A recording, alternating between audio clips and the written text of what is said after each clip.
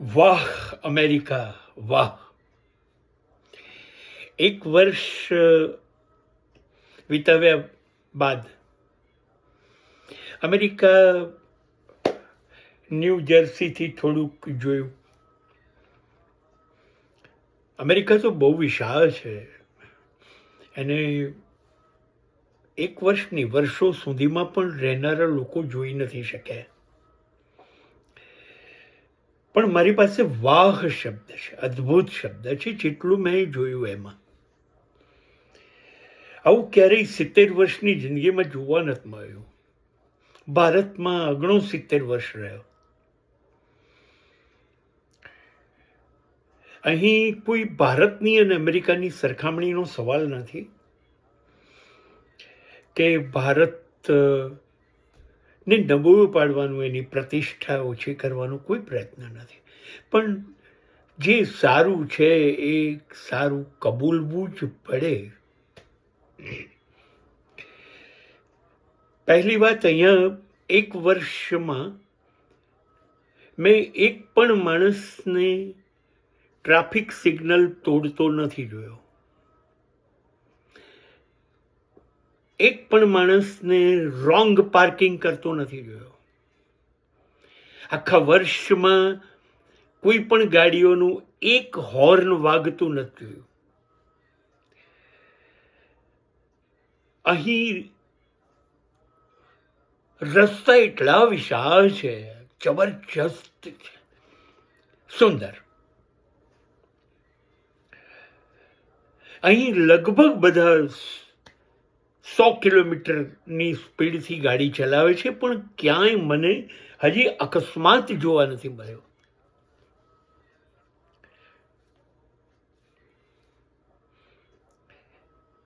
અહીં ગાડી સિવાય જીવવું મુશ્કેલ છે. ઘરમાં જેટલા માણસ એટલી ગાડી, બિલકુલ જરૂરી. અહીં બસ, રેલવે, રિક્ષાઓ તો દેખાતી જ નથી. આવી બધી સગવડ લગભગ બહુ ખૂણામાં ક્યાંક હોય છે. લગભગ લોકો એનો લાભ નથી લેતા.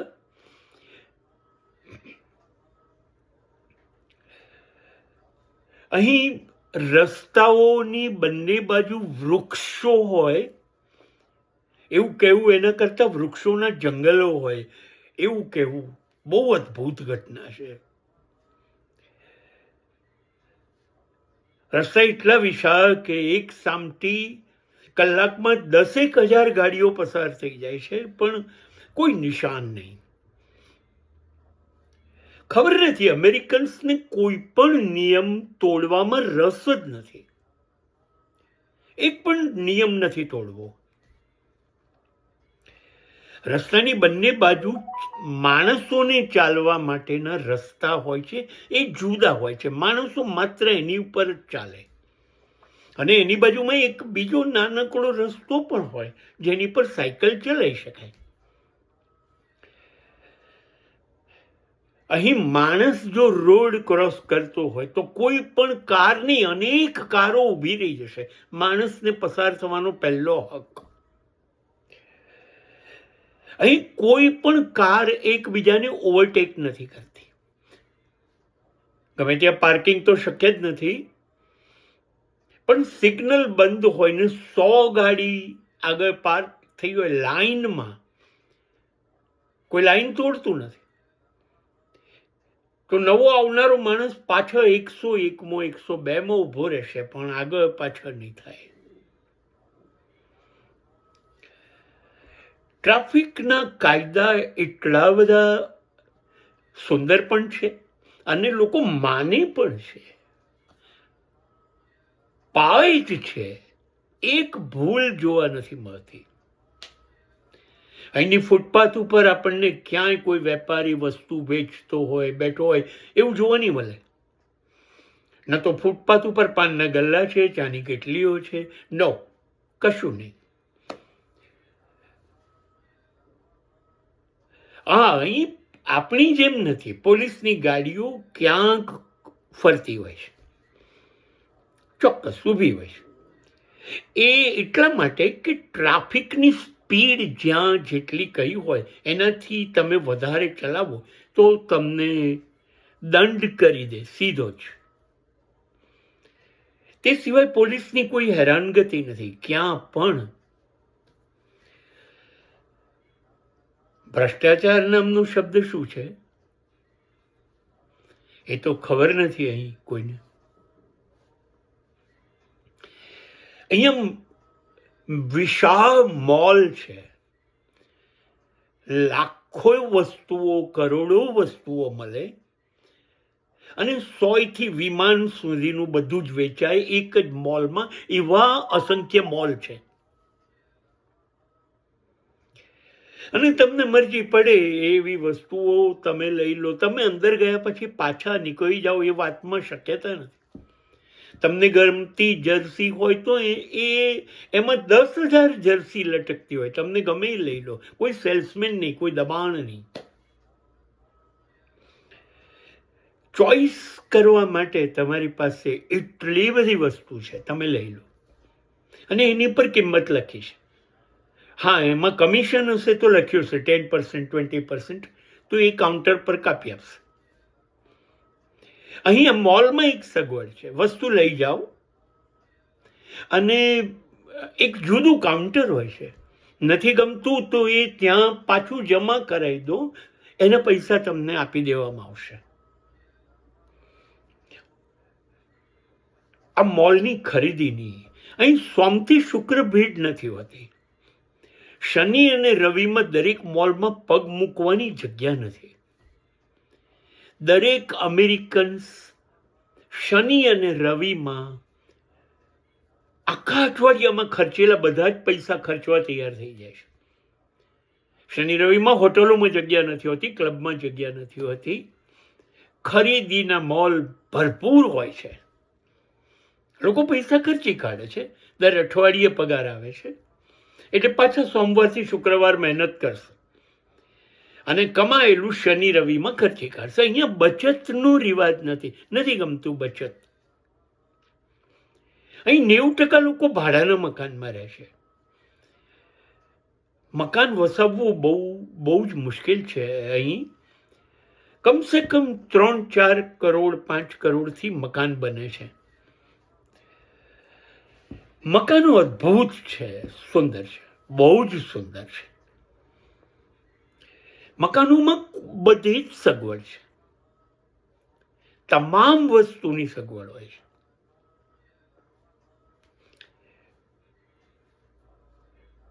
કશું જ ઘરમાં ખૂટે નહીં. અને મહત્વનું એ છે કે દરેક મકાનોને પોતાના બગીચા છે અને એટલા બધા સુંદર છે કે દરેક બગીચામાં હજારો ફૂલોના જ વૃક્ષો વાવે છે. એટલું નહીં, પણ હું તો જ્યાં ચાલવા નીકળું છું ત્યાં રસ્તાઓ ઉપર બંને બાજુ ગાર્ડન છે અને કરોડો ફૂલો છે. બાજુમાં પાણીની કેનાલો વહે છે, એમાં ફુવારાઓ ચાલુ હોય છે, પક્ષીઓ તરતા હોય છે. ઠંડી એ અહીંની સામાન્ય ઘટના છે. અદ્ભુત વાતાવરણ પણ અદ્ભુત છે. અહીં તમે હાઈવે ઉપર 1000 કિલોમીટર 2000 કિલોમીટર પણ લોકો પોતાની ગાડીમાં જાય છે.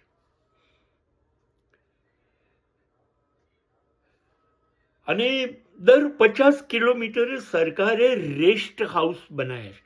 ત્યાં તમારી ગાડી ઊભી રાખવી હોય તો ઊભી રાખો, પાર્ક કરો, નહીં લો, સંડાસ બાથરૂમ જઈ લો, આરામ કરો, 24 કલાક કરો, 2 દિવસ કરો, પછી પાછા આગળ જાઓ. સરકારના છે. હા, ત્યાં બધું મળે છે ખરું જમવાનું, પણ એના માટે તમારે પૈસા આપવાના. એ કશું ફ્રી નથી.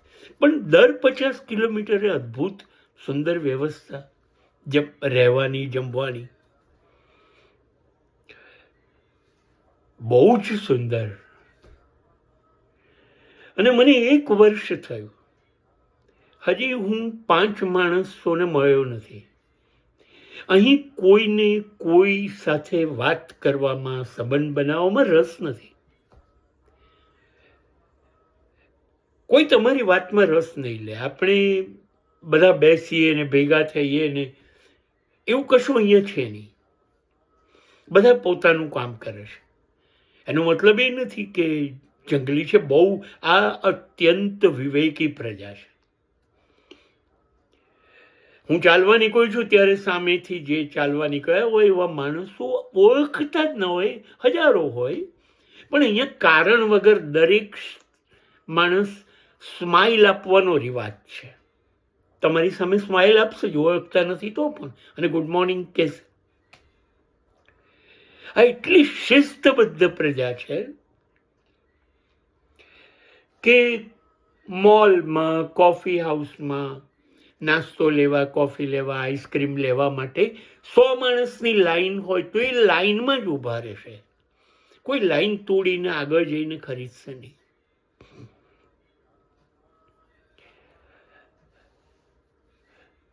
બધું જ દેશ એટલો અદ્ભુત બનાવ્યો છે આ લોકોએ. હા, 200-300 વર્ષ પહેલાથી મહેનત કરી હશે અને સતત દેશ સુધર્યા જ કરે. કોઈ રસ્તા ઉપર એક પણ ખાડો ના હોય, એક નિશાન ના હોય. એને માણસો કામ કર્યા જ કરે. હા, 4 મહિના 5 મહિના બરફ પડે છે તો બરફને રોડ પરથી ખસેડવા માટે ની ગાડીઓ સતત ફર્યા કરે. અહીંયા દર 100 ફૂટે કચરા માટેના સરસ ડબ્બા મૂકેલા છે. અહીંનો માણસ ક્યારેય ચોકલેટ, પાણીની બોટલ, કોઈ પણ પ્રકારનો કચરો નહીં ફેંકે. રોડ પર ક્યાંય નહીં મળે. આપણા ઘરમાં હોય એટલી સ્વચ્છતા રોડ ઉપર હોય નહીં, એ ડબ્બામાં જ નાખશે. એની આદત છે. અને રોજ સવારે આવીને ડબ્બા ખાલી કરી જશે ને કચરો લઈ જશે. સફાઈ પણ એટલી, શાંતિ પણ એટલી, કોઈ ઘોંઘાટ નહીં. મને એવું લાગે છે કે અમેરિકામાં મારા સિવાય કોઈ જીવતું જ નથી કે શું. દરેક માણસ સવારથી સાંજ સુધી પોતાના કામમાં દોડી જાય છે અને માત્ર કમાવા ઉપર ધ્યાન રાખે છે. બિલકુલ સમય વેડફતા નથી. હા, પૈસા કમાઈને પોતાની જાતને એટલી ખુશ રાખે છે. એ લોકોએ નક્કી કર્યું છે કે આ જન્મમાં અમારે સૌથી વધુ સુખી થવું, કશા વગર ચલાવવું નથી, બધું જોઈએ.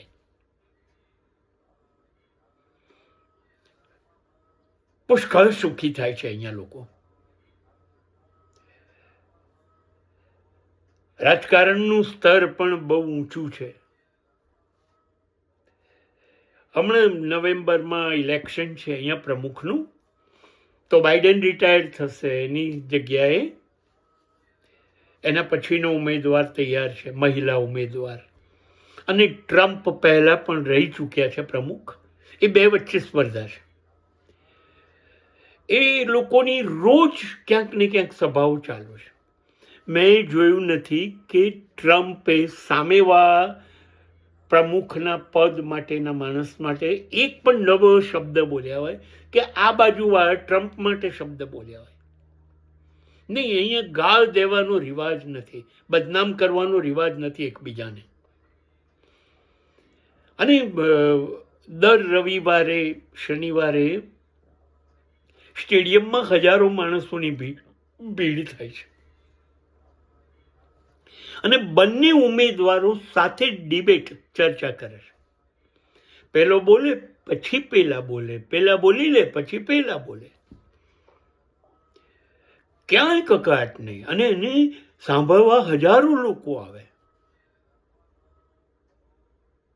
બેમાંથી એક પણ માણસે એકબીજાને ગાળ દીધી હોય, કંઈ કહ્યું હોય, બદનામ કર્યા હોય, એવું નહીં. બંને જણનું કહેવાનું એટલું છે કે આ અમેરિકામાં હજી અમે શું સારું કરીશું, અમે તમારા માટે હજી શું કરીશું, એવું બે જણા કહે. અને લોકો નક્કી કરશે કે કોણ વધારે સારું આપણું કરશે. એ ચૂંટાશે નવેમ્બરમાં. ઇલેક્શન પણ બહુ રોયલ છે. અહીંની શ્રેષ્ઠતમ બાબત એ છે કે તમને 60 વર્ષ થઈ ગયા પછી તમારી બધી જવાબદારી સરકારની. તમને મહિને જમવાના પણ પૈસા આપશે, પૈસા જ આપશે. તમારે જમવું હોય જમી લો, બધાના ફિક્સ.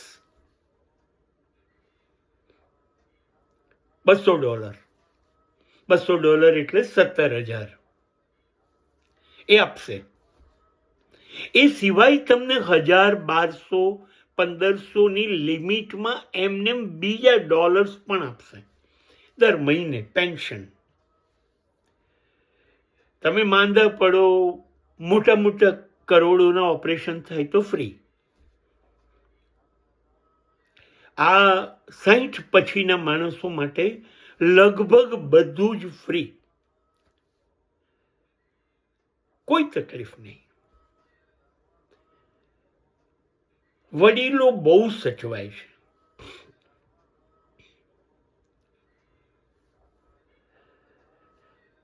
હા, એ કંઈ સરકાર પૈસા નથી ચૂકવતી. જે લોકો કમાય છે એ બધા ટેક્સ ચૂકવે છે, બધા ફરજિયાત ચૂકવે છે.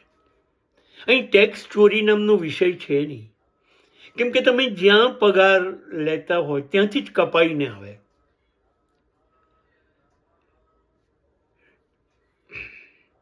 અહીંયા પ્રજા ટેક્સ ભરવામાં બહુ ઈમાનદાર છે ને, એટલે સરકાર ખર્ચવામાં પણ ઈમાનદાર છે.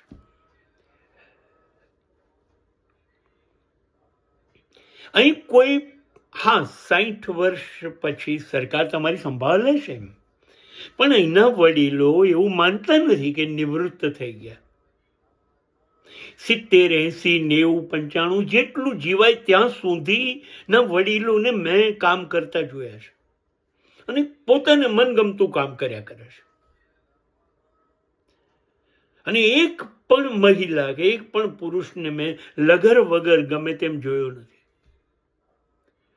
એટલા સુંદર એમના ડ્રેસિંગ, એમની પૂરતી કાળજી, પૂરતી 80-90 વર્ષના માણસોના પ્રેમમાં પડી જવાય એટલા રૂપાળા છે, એટલા સરસ છે. એટલે વડીલો પણ બહુ સરસ જિંદગી જીવે છે. અને પૈસા કમાઈને યુવાનો તો પોતાની જાતને ખુશ રાખે જ છે. આ બધું સરસ ચાલ્યા કરે છે. આવું બધું અહીં મને જે વસ્તુ ગમી બીજી એ છે કે બાળકો માટે સરકાર બહુ સરસ છે.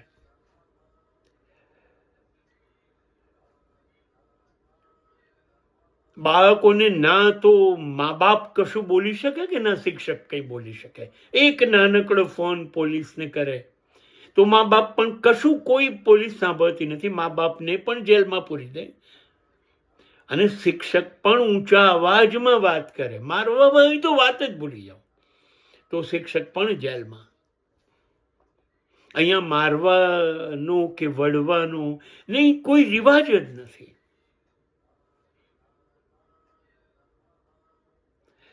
શિક્ષણ પ્રથા આપણી જેવી નથી, ગોખવાવાળી વાર્તા નથી. અહીં બધા મુશ્કેલીથી 10મું 12મું ધોરણ જ ભણે છે, કેમ કે પછી તમારે ફીઓ ભરવાની, ત્યાં સુધી ફ્રી. એટલે ફ્રી છે ત્યાં સુધી બધા ભણે છે. પણ સ્કૂલ અદ્ભુત હોય છે, તમને બધું શીખવાડે, બધી આવડત આવી જાય. સ્વિમિંગ, સ્કેટિંગ, બધી જાતની રમતો, ડ્રાઇવિંગ, માર્શલ આર્ટ, રસોઈ કરવાનું, પેઇન્ટિંગ કરવાનું, મ્યુઝિશિયન બનવાનું, ગાવાનું, 54 વિષય તમને શીખવાડશે. બધું પ્રેક્ટિકલ શીખવાડવાનું, એની ચોપડીઓ થિયરી નહીં. શિક્ષણ બાળક બધું શીખીને 10મે પછી બહાર આવે, કેમ કે હવેથી પૈસા થશે એટલે હવે નહીં ભણે. અને અહીંયા 10મું પાસ થાય એટલે અહીંયા યુવાનો નોકરી પર શરૂ થઈ જાય છે, તરત કામે લાગી જાય છે અને પૈસા કમાતા થઈ જાય છે. પછી ભણતા નથી. થોડાક લોકો ભણતા હશે આગળ, બહુ જેની ઈચ્છા હોય, પણ પૈસા કમાતા તો બહુ નાની ઉંમરથી 17-18 વર્ષથી થઈ જાય છે. સ્પોર્ટ્સમાં એટલો બધો ઇન્ટરેસ્ટ અહીંના બાળકો અને યુવાનો લે છે. અમેરિકા વિશ્વમાં ઓલિમ્પિકમાં સૌથી વધુ મેડલ જીતનારો દેશ છે. અહીં સ્પોર્ટ્સનું બહુ જ મહત્વ છે. એવી જ રીતે ડાન્સ, બધી જ પ્રવૃત્તિઓ, જ્યારે શનિ રવિ સ્કૂલમાં બધી જગ્યાએ આ લોકો એમાં હૃદયપૂર્વક ભાગ લે છે અને શીખે છે.